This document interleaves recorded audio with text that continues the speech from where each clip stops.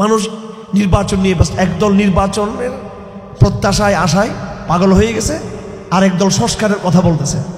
আমরা নির্বাচনও চাই না, সংস্কারও চাই না, আমরা যা চাই সেটা হলো এটা চাই আমরা, কারণ এটা আমাদের অতীতের ইতিহাস। এটা দিয়ে আমরা পৃথিবীকে ১৫০০ বছর সভ্যতার নেতৃত্ব দিয়েছি, আমরা এটাকে কেন্দ্র করে, ঠিক কিনা? মুসলিম খলিফাদের কিছু সমস্যা ছিল, মারামারি ছিল, জুলুম কিছু ছিল, তবুও এই মুসলিম শাসন আমল সেটা চাই মুঘলদের হোক, মুঘলদের বলতে পুরো মুঘল না, মুঘলদের একটা বিশেষ করে আলমগীর বাদশাহ আওরঙ্গজেব আলমগীর এবং ভারতবর্ষে অন্যান্য সুলতানি আমল ইত্যাদি ইসলামী, এগুলো একদম দুর্বল খেলাফত, কিন্তু মুসলিম বিশ্বের একদম দুর্বল। তার চেয়ে আরও শক্তিশালী উসমানী খেলাফত এবং তার আগে আব্বাসী খেলাফত, এবং এগুলো সবগুলোর চেয়ে আরও বিশুদ্ধ, আরও শক্তিশালী হচ্ছে উমাইয়া খেলাফত, এবং তারও আগে আরও বিশুদ্ধ, আরও শক্তিশালী খেলাফতের রাশেদা। তাহলে ইতিহাসের পরতে পরতে এই কোরআন রাসূলুল্লাহ সাল্লাল্লাহু আলাইহি সাল্লামের মদিনাতে যে রাষ্ট্র কায়েম করেছিলেন, সেই সময়ের সভ্যতার নেতৃত্ব, তার ধারাবাহিকতায় খেলাফত রাশেদার বৈশ্বিক নেতৃত্ব, তার ধারাবাহিকতায় বনু উমাইয়াদের কোরআন ভিত্তিক বৈশ্বিক নেতৃত্ব, তার ধারাবাহিকতায় বনু আব্বাসিয়ার লিডারশিপ বৈশ্বিক ব্যবস্থা, তারপরে উসমানীদের উত্থান, এই সবটুকু সময়ে কোরআন সামাজিকভাবে, আইনগতভাবে, রাষ্ট্রীয়ভাবে, শিক্ষা সাংস্কৃতিক জায়গায় এবং আন্তর্জাতিক সম্পর্কের জায়গায়, নেতৃত্বের জায়গায় কোরআন মানব জাতিকে নেতৃত্ব দিয়েছিল। সুতরাং আমরা যদি এখন কোরআনের কথা বলি, এটা কোনো কাল্পনিক হাইপোথিসিস না, এটা অতীত ইতিহাসের বাস্তবতা। এটা কোরআন সারা বিশ্বকে এইভাবে শাসন করেছে সফলভাবে। সেখানে মুসলমানদের বিচ্যুতি ছিল, কিন্তু সামাজিকভাবে কোরআন কিন্তু একটা সফল শান্তির একটা পরিবেশ পৃথিবীতে কিন্তু গড়ে তুলেছে 1000 বছর ধরে।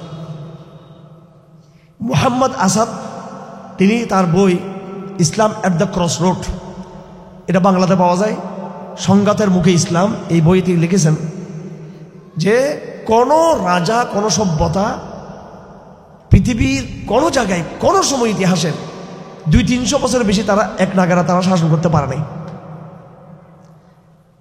তারা করতে পারে নাই।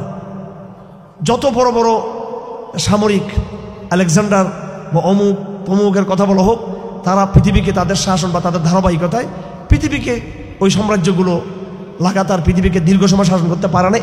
একমাত্র ইসলাম পৃথিবীতে 1000-এর চেয়েও বেশি সময় ধরে লাগাতার রাজনৈতিকভাবে আন্তর্জাতিকরণ করা তার ক্ষমতায় অধিষ্ঠিত ছিল কোরআনের মাধ্যমে।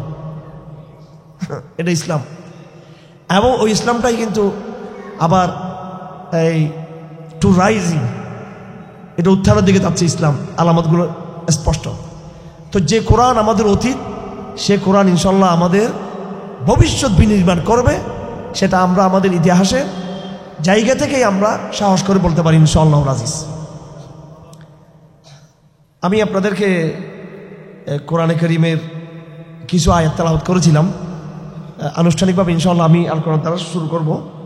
এই 7টা বাজতেছে, নামাজ কয়টায় এখানে? 7:45। হ্যাঁ, তার মানে আমি আধা ঘন্টা কথা বলবো নাকি? ঠিক আছে, জি, আচ্ছা, মানে 7:30 পর্যন্ত কথা বলবো নাকি? হ্যাঁ, আচ্ছা ঠিক আছে, কথা বলবো না, সব তো এখানে আজকে আল কোরআন দারাস, এটা তো কোনো ওয়াজ মাহফিল না। এই আমি মূল দারসে আসবো এবং সূরা ফাতিহা দিয়ে আমি আজকে শুরু করে যাব। এরপরে আমাদের হুজুর আছেন, উনি সূরা বাকরা থেকে শুরু করবেন ইনশাআল্লাহ। প্রতি সপ্তাহে বা পাক্ষিক, এটা আপনার পরামর্শ করে সিদ্ধান্ত নেবেন। তবে যেন আমরা বাংলাদেশে গর্ব করে যেন বলতে পারি আমাদের আজকে আসাটা সফল। এবং ঐতিহাসিক পাগলা মসজিদ, ইমাম সাহেব বলছে এখন এই যে এই কতদিনে নাকি 7 কোটি 8 কোটি টাকা এখানে আসছে মানুষের মান্যতের, 3 মাস 13 দিনে 8 কোটি টাকার মতো এখানে আসছে। 8 কোটি যা আসছে আমার দরকার নেই, এগুলো টাকা পয়সা আমরা কোনো কেয়ারই করি না এগুলো, যাই হোক। তো টাকার সাথে আমরা নেই, এটা আমরা বলতেছি। অর্থাৎ মান্যতের জায়গায় মানুষ এটাকে একটা কত বড় আধ্যাত্মিক সম্মান জায়গায় নিয়ে গেছে, মান্নত, হিন্দুরাও মান্নত করে এখানে। তো মসজিদ কি এই জন্য রাষ্ট্র দেখেন বরকতের জন্য এটা 20 টাকা দিবে?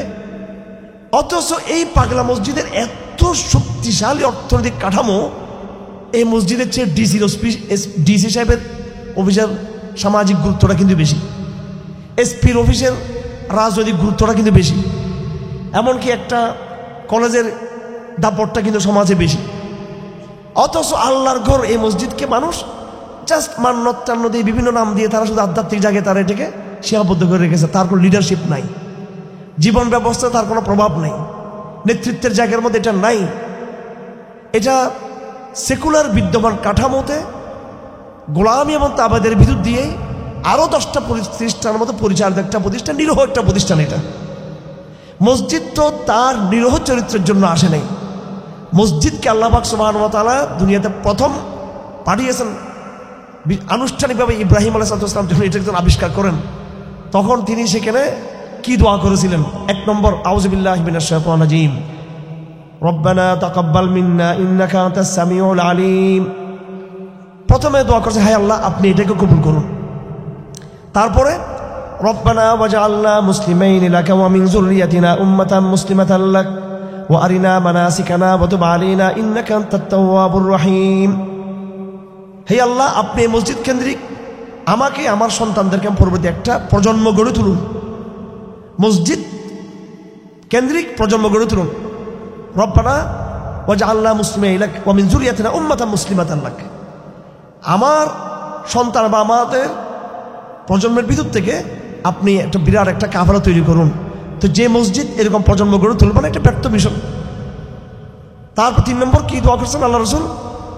এটা হচ্ছে একেবারে কাবা শরীফের চূড়ান্ত আন্তর্জাতিক ইউনিভার্সাল সাস্টেন যে গ্লোবাল অর্ডার, গ্লোবাল লিডারশিপ কাবা শরীফকে কেন্দ্র করে।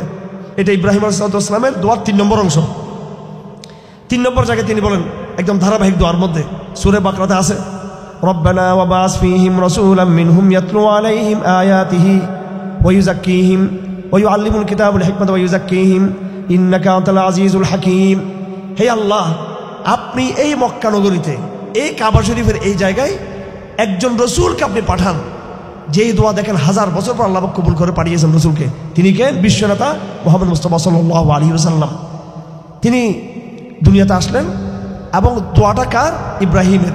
এই জন্য আল্লাহ নবী বলেন সাল্লাল্লাহু আলাইহি ওয়াসাল্লাম, আনা দাওয়াতু ইব্রাহিম ওয়া বাশারাতু ঈসা, আমি হলাম ঈসার সুসংবাদ।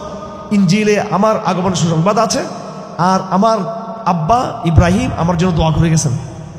এই দোয়ার মাধ্যমে আমি এখানে এসেছি, আল্লাহ পাক আমাকে পাঠিয়েছেন। কি দোয়া করছেন?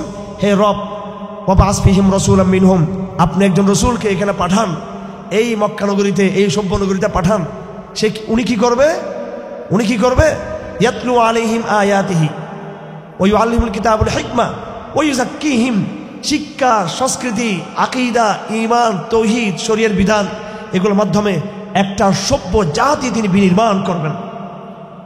আমার ভাইয়েরা দেখুন, আমাদের এই মসজিদগুলোর ইতিহাসের গোড়া দেখুন, এটার সাথে নেতৃত্বের সম্পর্ক রয়েছে, এটার সাথে জাতির পিতা ইব্রাহিমের সম্পর্ক রয়েছে এটার সাথে, এবং দুজাহানের সর্দার মোহাম্মদ মুস্তাফা সাল্লাল্লাহু আলাইহি ওয়াসাল্লাম, যার আধ্যাত্মিক এবং রাজনৈতিক উভয় দিক থেকে তিনি পৃথিবীর সবচেয়ে শ্রেষ্ঠ মানুষ ছিলেন, এবং তার মিশন ছিল তালিম, তাজকিয়া, তেলাওয়াত আয়াত, কোরআন ভিত্তিক একটা সমাজকে গড়ে তোলা, একটা সমাজের এই রিবিল্ডিং করা, নতুন করে পুনর্গঠন করা, একটা সভ্য সমাজ পৃথিবীতে একটা মানুষের একটা ঠিকানা তৈরি করা, শিক্ষিত মানুষের একটা ঠিকানা তৈরি করা।